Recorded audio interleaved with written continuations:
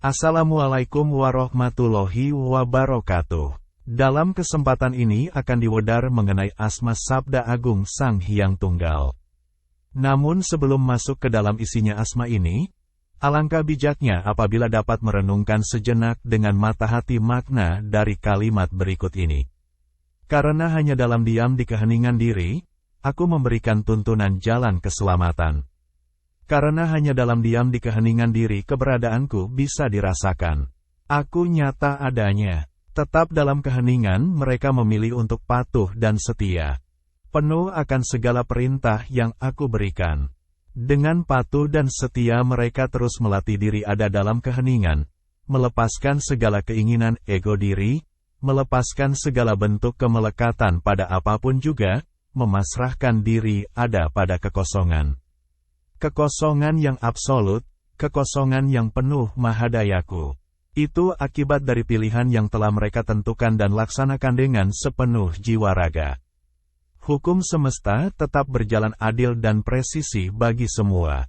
Bumi, langit, beserta alam seisinya aku cipta untuk seluruh makhluk. Ketahuilah aku mencipta iblis dan manusia tidak lain supaya menyembah kepadaku. Ini keberadaanku yang maha suci. Sesungguhnya sebagai sumber terciptanya engkau yang sejati, yaitu wujudku yang maha mulia. Sesungguhnya sebagai sumber terciptanya engkau yang sejati, disinilah keberadaanku yang maha kuasa. Sesungguhnya sebagai sumber terciptanya engkau yang sejati, sesungguhnya tidak ada apa-apa ketika alam masih kosong, belum tercipta suatu apapun. Yang ada lebih dulu tidak ada lain kecuali aku. Bumi langit lan alam saisine ingsun cipta kanggo kabeh para titah sarta sumurupa ingsun nyipta iblis lan menungsa ora liya supaya manembah marang ingsun iki. Ananingsun kang maha suci yekti, dumu nung dadi ananira kang sejati. Yaiki wahananingsun kang maha mulia. Yekti dumunung dadi wahananira kang sejati ing kene iki kahana ningsun kang maha wisesa yekti dumu nung dadi. Wahananira kang sejati, ya sejatin nora ana apa-apa duk maksi awang uwung durung dumadi. Sewiji-wiji ingkang jumenang dingin dewe, ora nana liya kejaba hamung ingsun. Istilah hyang secara etimologis berakar dari bahasa kuno Jawa Sunda, atau bahasa kuno serumpun pribumi Jawa, yang memiliki arti sosok yang disembah atau Tuhan. Sebelumnya diketahui siapakah Sang Hyang Tunggal itu, dalam pewayangan, Sang Hyang Tunggal adalah suami dari Dewi Wiranti atau putri Sang Hyang Rekatatama, dan menjadi ayah dari Batara Ismaya atau Semar, Batara Antaga atau Togok, dan Batara Manikmaya atau Batara Guru. Ia merupakan anak dari Sang Hyang Menang yang berkedudukan di kahyangan alang-alang kumitir atau ondar-andir bawana di istana Tampak Siring. Tokoh ini jarang dimainkan dalam pertunjukan wayang kulit, disebabkan oleh keangkeran dan keramatnya, dan merupakan tokoh dewa senior yang kelak ketiga putra Sang Hyang Tunggal ini akan mempunyai peran penting dalam meramaikan jagat Pramuditya atau wayang. Asma Sabda Agung Sang Hyang Tunggal merupakan amalan dari keilmuan tingkat tinggi serta maha dahsyat dari asror yang ditimbulkannya. Ibarat wahyu amalan ini hanya bagi orang yang beruntung dan kebetulan menerimanya.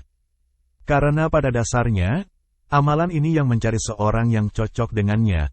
Insya Allah asma ini dapat dijadikan perantara atau wasilah terkabulnya semua hajat, mampu melipat gandakan energi tenaga dalam dan keilmuan apapun yang dimiliki menjadi lebih kuat dan ampuh serta tajrib, juga lebih nyata akan manfaat serta fadilahnya. Adapun fadilah atau manfaat dari asma Sabda Agung Sang Hyang Tunggal ini adalah multifungsi. Kegunaannya dapat meliputi seluruh hajat, insya Allah sebagian diantaranya untuk 1. Ilmu semula jadi. 2. Mendapatkan kekuatan dari ilahi. 3. Menembus dimensi alam gaib. 4. Mengisi media hanya dengan dipegang saja menjadi bertuah dan berkhasiat. 5. Membuat atau mengisi minyak pelarisan, pengasihan, dan kerezekian. 6. Disegani semua makhluk. 7. Dihormati kawan ataupun lawan, atasan, rekan, dan bawahan. 8. Aman ketika melewati tempat angker. 9. Mewujudkan barang gaib. 10. Memberi pelajaran pada orang yang zolim. 11. Pengobatan penyakit medis dan non-medis. 12. Menghancurkan keilmuan lawan dengan mudah. 13. Mendatangkan senjata atau kekuatan gaib sesuai keinginan. 14. Pagar gaib dari berbagai serangan santet, guna-guna, sihir, pelet dan sejenisnya. 15. Anti gendam atau hipnotis, dan selalu peka dari berbagai ancaman jahat. 16. Kerejekian, pelarisan, pengasihan, buka aura serta pengasihan umum. 17. Mengakurkan hubungan rumah tangga yang sedang bermasalah. 18. Tubuh penuh dengan kekeramatan. 19. Dapat mengambil khodam yang ada di benda apapun atau melebur serta mengosongkannya. 20. Membuang sengkolo yang ada di diri sendiri atau diri orang lain. 21. Berwibawa tinggi dan karismatik. 22. Pawang hujan atau menghentikan badai. 23. Meredam angin topan, ombak besar, angin puyuh, dan hujan besar. 24. Hancurkan serta menaklukkan lawan-lawan zolim dengan mudah. 25. Gertakkan pada lawan membuat lawan lumpuh tidak berdaya. 26. Puter giling. 27. Anti pelet serta anti sihir. 28. Memisahkan dua orang agar tidak ingat lagi dan sadar. 29. Pukulan mematikan. 30. Tahan pada saat dipukul. 31. Keberuntungan akan datang silih berganti. 32. Penangkal hama dari semua jenis hama binatang. 33. Perlindungan pada anak kecil supaya tidak diganggu makhluk halus dan tidak sawan. 34. Pencuri dan perampok serta orang jahat merasa sungkan jika berniat menyatroni. 35. Nikah batin, mengikat atau menutup hati pasangan agar tetap setia. 36. Tawar bisa dan racun. 37. Selalu percaya diri dan tampil ceria. 38. Membungkam mulut lawan yang zolim. 39. Usaha selamat dari berbagai bahaya serta yang iri. 40. Mengusir orang atau lawan yang jahat. 41. Mengembalikan tenung, sihir, santet, guna-guna dan sejenisnya pada pengirimnya. 42. Keselamatan dalam perjalanan. 43. Melipat gandakan energi keilmuan atau asma, baik benda atau jenis lolohan. Serta masih banyak guna manfaatnya apabila dipakai dalam hal kebaikan. Berikut ini tata cara untuk penyelarasan awal, dimulai hari Jumat malam Sabtu atau pertengahan tanggal Qoryah atau malam purnama. Pada tengah malam dirikan sholat sunnah, hajat, kemudian dilanjutkan dengan tawasul. Setelahnya tarik nafas dengan tenang, pelan sambil meresapi lafaz dari bacaan asmanya. Lakukan wirid sebanyak 1313 kali. Lakukan selama 7 malam berturut-turut, tanpa putus, dan baik waktu, tempat, harus sama.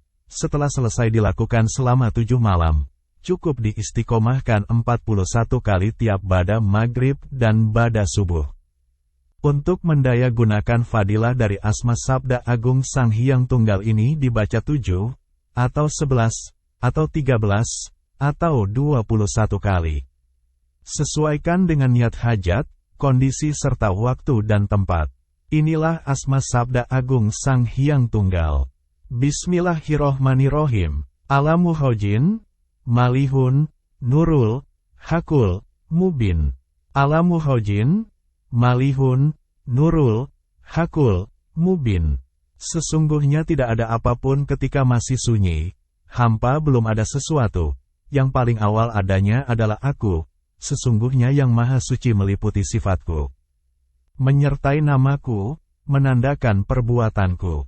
Nasihat di atas menunjukkan bahwa pada mulanya alam semesta ini tidak ada, semuanya masih sunyi hampa atau awang-uwung, yang paling dahulu ada adalah Allah.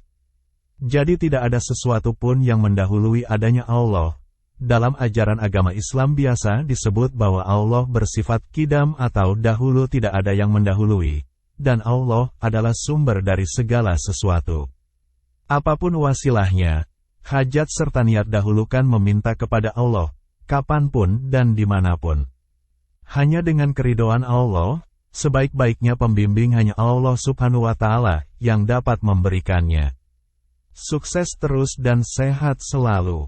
Wassalamualaikum warahmatullahi wabarakatuh.